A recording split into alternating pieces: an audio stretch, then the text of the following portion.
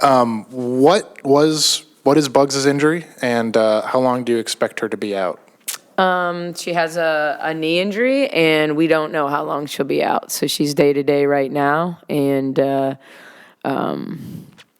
it's hopefully it heals quickly.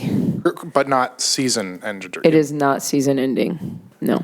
I guess we hope. Right. At this point in the season, learning a new offense, maybe getting more guards in there, a small ball offense. How much of a transition is that, and how do you think the team is adapting?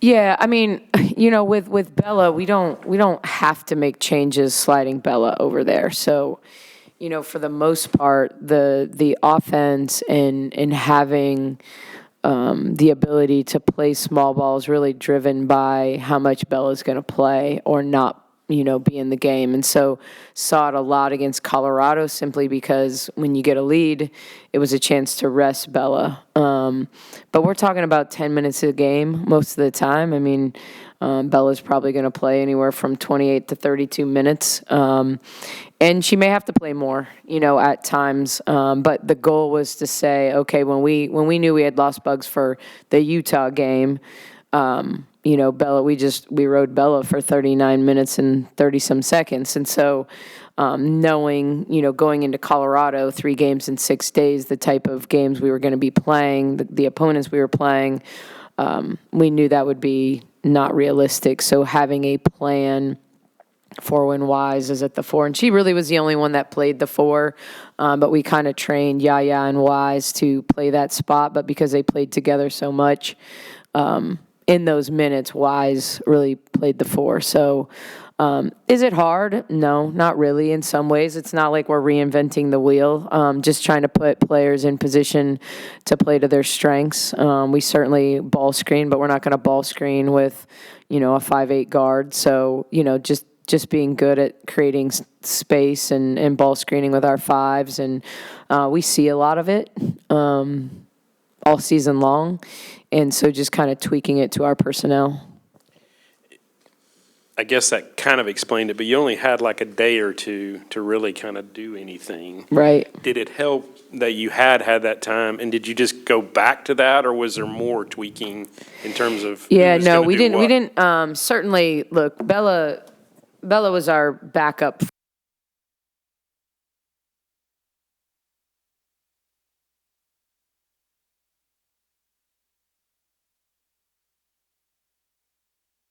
But we make Bella know that position. And in fact, I've said this before, I'm not surprised Bella has thrived the 2 games she's played it. It's her natural position. It's both their natural positions right now.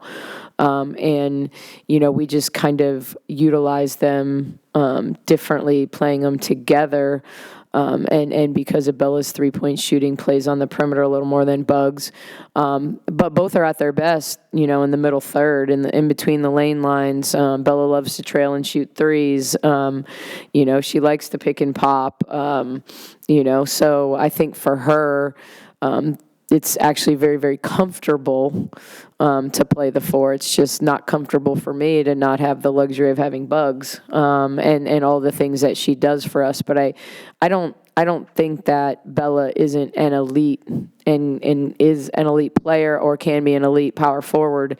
I think the question just becomes it shifts everything else for us. So, we had 2 days to prepare for Colorado. I spent a lot of time trying to figure out how to implement. But certainly, we've tried to keep it really simple. And I think in the film session, when I told Wise and Yaya they were going to have to play some 4, their eyes got real big. But I think, Yaya's played a ton of minutes, and it's an opportunity for Wise to get minutes. So I think, at this point, if you're a competitor, I think Wise really did a great job in the game at Colorado, playing to her strengths, not turning it over, making a few shots, just being really safe. I thought she did a really, really good job. What are some of the challenges that Iowa State will present? Crooks, Brown, and Ryan. And then you put a bunch of 3-point shooters around him. Bill is a really, really elite play caller. They're really good in the tunnel when you have someone that can play inside, outside, like Addie Brown, whose game has, I think, continued to develop this year. She's better off the bounce than she was a year ago. She's playing to her post up against mismatches a little bit more. When you switch on her, Crooks, is finishing better over her right shoulder this year, not just her left shoulder. She made tough fadeaways on us last year in the Big 12 tournament. But there's a simplicity about how they play that's really effective. Emily Ryan takes her time. It's hard to rush her. She does a good job with her size of using her body to create separation and space. And then they space you everywhere else. All the guards that they play are, in particular in conference play, and more recently the last 5 games, Jackson has shot it well. Jones has shot it ridiculously well. Harris is an elite three-point shooter. Hansford started making some. So you start talking about like what they do. Those kids aren't shot creators, but those 3 in the middle tunnel create shots for the rest of them. So really, really balanced that way, even though you focus kind of in some ways on the big 3, you can't let those three-point shooters get going. Harris can make 5 or 6 in a hurry. And then, last year, like, we just couldn't shoot them out of the zone. Like, they pretty much, they started kind of in a box and one on us up there, and they got out of that really quickly. And we made some shots and had leads in both games coming down the wire. But just didn't make enough shots to ever break the game open. And so they really never had to play us man, which keeps Crooks, around the Big 12 logo all game long or lower. And it's, if you can't move her around, she's really, really effective defensively protecting the paint. I guess since the UCLA TCU stretch there, I feel like Nettie's been playing really well. What's gotten into her over this last stretch? Is she being more aggressive? Is she just handling the system better? Like, what's caused this uptick for Nettie? Yeah, I think, I don't know that I can say there's one thing. I think sometimes, there's a sense of urgency. You come down the stretch, you're a senior, this is it. And you start your career and you think it's going to be a long time, and then you blink and you've got, 7 regular season games left, which is kind of the point that we really started to talk about that. So I think there's been a sense of urgency for her. I do think, we've challenged her, and gotten to know how to coach her better and how to listen and also push the right buttons and, challenge her. I thought in the Colorado game, she got on the offensive glass better than she had been doing. And what was that, being back at Colorado and just that motivation? Was it losing Bugs? Because Bugs is, our offensive rebounder. I thought she really stepped up because of that. And, I wanted to let her play out and get a double-double in the fourth, but Crooks is a pretty formidable opponent, and so is Aoka Lee. And, we're going one game at a time, but when you think about the tightness of this stretch, resting people when you can was more important than, statistics. You talked about Wise there a little bit. The minutes that she played, and I know you said something after the game about that gives you confidence. Is she kind of earned that now where she, particularly with the rotation now with Bugs out, does she earn more minutes, I guess? Yeah, I think it's always going to be situational. It's game to game. What I can tell you is Wise made a ton of strides as the season went along. When I think about where she was at in June, and then she went through a lull, which happens a lot with freshmen, with players that aren't like a regular part of the rotation. They almost hit this check out point, and they're not meaning to. And it's not that they're not showing up and competing at practice or having bad attitudes or anything like that. She's been awesome. But I think there probably was a realization the more Aaliyah was playing that her minutes were really limited, and I think there was an understanding of that.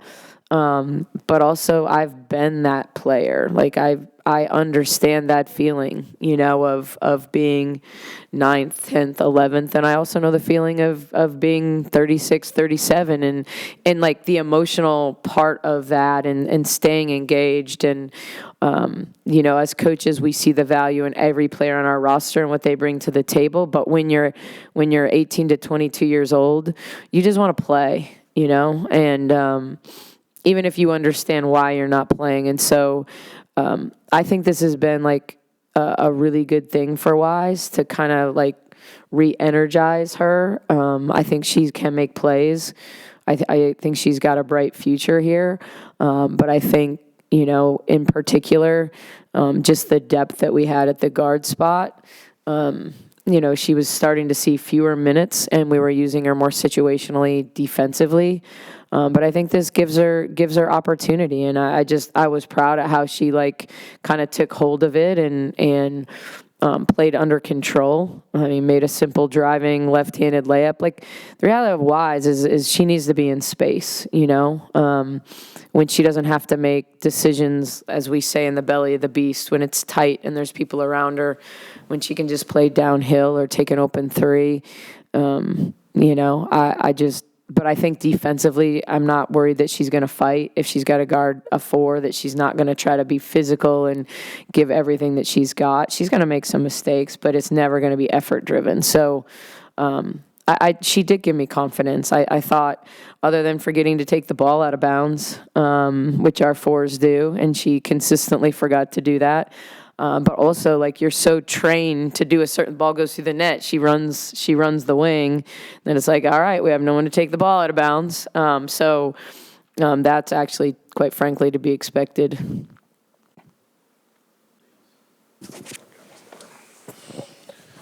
You talk all the time about the players. This is basketball. They should be having fun. As a coach, are you having fun too? Like in this tight, everything's tight. Oh, good question. I wish I could say. I mean, every team you have to figure out. I like when our team is loose. I know they play their best when they like don't feel the pressure and the weight. I'm always gonna feel it.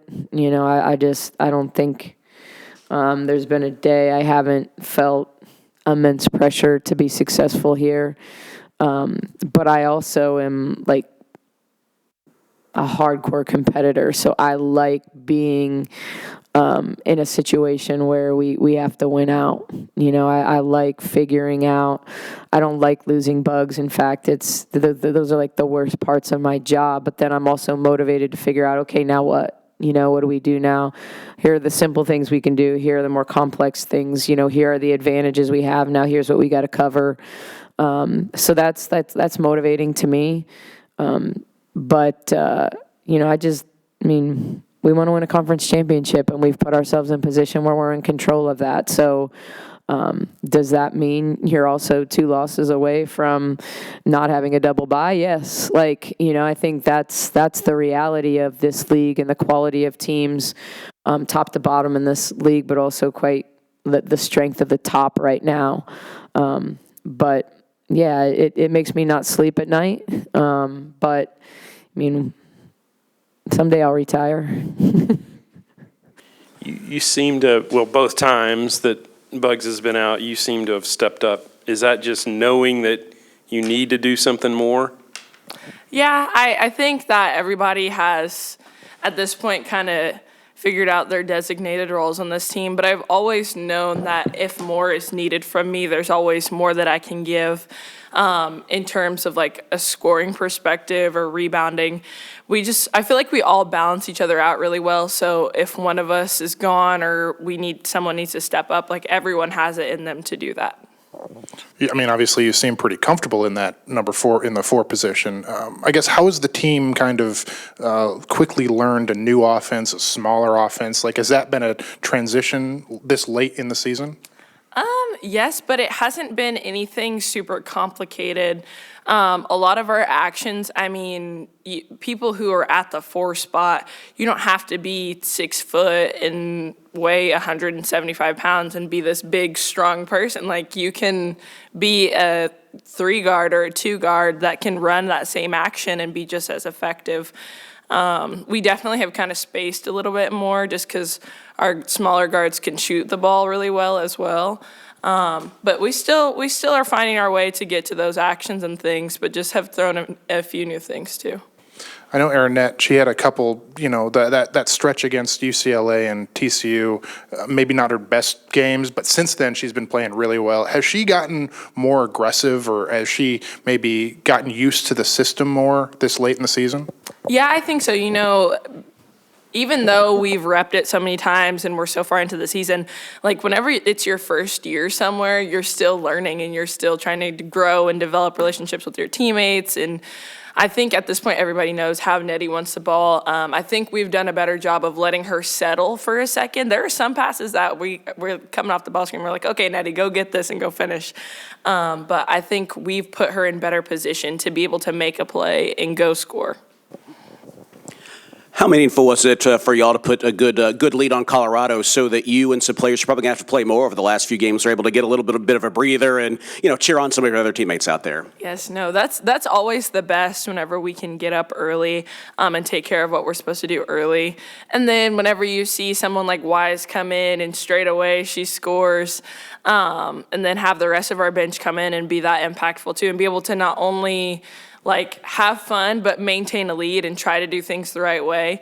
I think that's really fun and special that we have so much talent on our team that we can do that and maintain a win like that. In the game in Boulder, Jada, pulls up from midcourt with about 4 seconds left and drains a midcourt shot. Take us into the bench as y'all are coming back right after that happened. Jada freaking Walker, that girl, Jada is she's really quiet if you don't know her, but that is so something that Jada would do. Like, obviously, when we were at Virginia Tech last year, she had a half-court shot, or right beyond half-court shot, similar to that, but it was just like a fun moment. It was like, okay, there's 5. I don't think she knew that there was 5 seconds left, and I'm trailing behind the play. I said, does she know that we have 5 seconds left? But sometimes stuff like that just happens, and it's like a little morale boost. Everyone's like, okay, haha, good job, but let's keep going. Let's take that energy and carry it over. But that was definitely one of the most Jada Walker plays I've seen in a while.